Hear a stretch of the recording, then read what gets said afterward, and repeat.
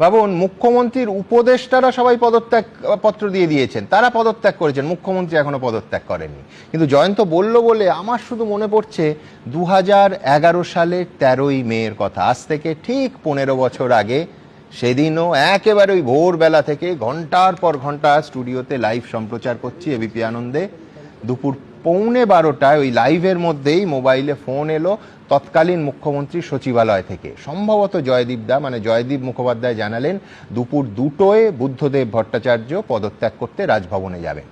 কার্যক্ষেত্রে দুপুর 2টোর 1 ঘন্টা আগে, মানে দুপুর 1টায়, ঠিক 1টার সময় বুদ্ধদেব ভট্টাচার্য রাজ্যপালের সঙ্গে দেখা করে রাজভবনে পৌঁছে গেলেন, রাজ্যপালের সঙ্গে দেখা করলেন, নিজের পদত্যাগপত্র জমা দিয়ে 15 মিনিটের মধ্যে রাজভবন থেকে বেরিয়ে এলেন।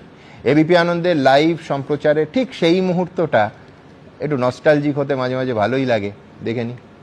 2টোয় বলেছিলেন মুখ্যমন্ত্রী সচিবালয়, তার আগেই পদত্যাগ করলেন মুখ্যমন্ত্রী বুদ্ধদেব ভট্টাচার্য। যিনি যাদবপুর থেকেও জিততে পারেননি, প্রায় 11,000-এরও বেশি ভোটে তিনি পিছিয়ে রয়েছেন। দেখতে পাচ্ছেন বেরিয়ে যাচ্ছেন মুখ্যমন্ত্রী বুদ্ধদেব ভট্টাচার্য। এই মুহূর্তে কোনো প্রতিক্রিয়া দেননি, বেরিয়ে যাচ্ছেন রাজভবন থেকে পদত্যাগ করে।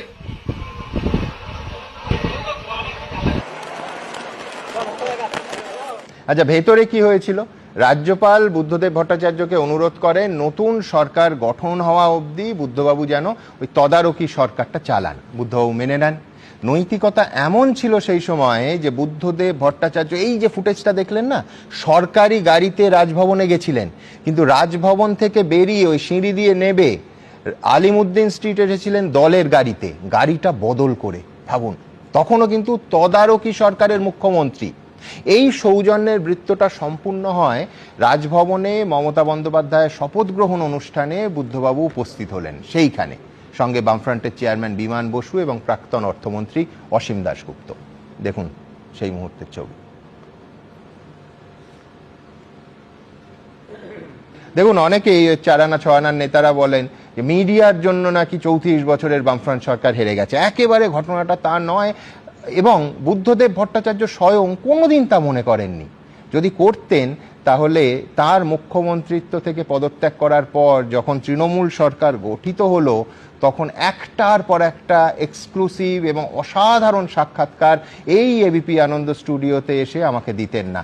এবং আজকে সেই সাক্ষাৎকারগুলো দেখলে মনে হয় যে সামনের ভবিষ্যৎটা একেবারে দেখতে পেয়েছিলেন। প্রথমবার যখন প্রাক্তন মুখ্যমন্ত্রী হিসেবে বুদ্ধদেব ভট্টাচার্য স্টুডিওতে এলেন, আমি প্রথম প্রশ্ন করেছিলাম যে আপনাকে জনসভায় দেখা যাচ্ছে না, প্রায় 2 মাস আপনি নেই।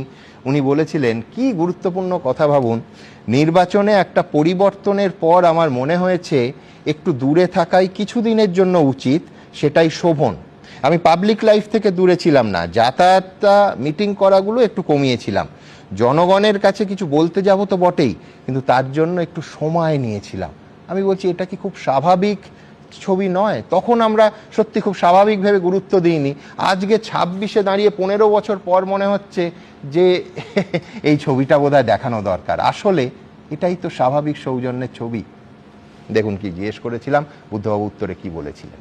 বুদ্ধবাবু, আমার প্রথম প্রশ্ন, কেমন আছেন? দীর্ঘদিন, বেশ কয়েক মাস আপনাকে জনসভায় দেখা যায়নি, পার্টি অফিসে নিয়মিত গেছেন, কিন্তু পাবলিক মিটিং করেননি। তার কোনো বিশেষ কারণ? নির্বাচনের ধাক্কায় হতাশা? হতাশা আমার হওয়া সম্ভব নয়, আমি সবসময় আশাবাদী। নির্বাচনে একটা পরিবর্তনের পর আমার মনে হয়েছে একটু দূরে থাকাই কিছুদিনের জন্য উচিত। সেটাই শোভন। পাবলিক লাইফ থেকে আমি কখন দূরে ছিলাম না। যাতায়াতটা, মিটিং করাটা একটু কমিয়েছিলাম, কিন্তু পার্টির মিটিং, আভ্যন্তরীণ মিটিং কোনো সময় উপেক্ষা করেছি। জনগণের নাকি চিঠি দিয়েছেন পার্টি কর্মীদের? সেটা আগেও দিয়েছি, এখন বেশি দিই। জনগণের কাছে কিছু কথা বলতে যাব, এটার জন্য একটু সময় নিয়েছিলাম।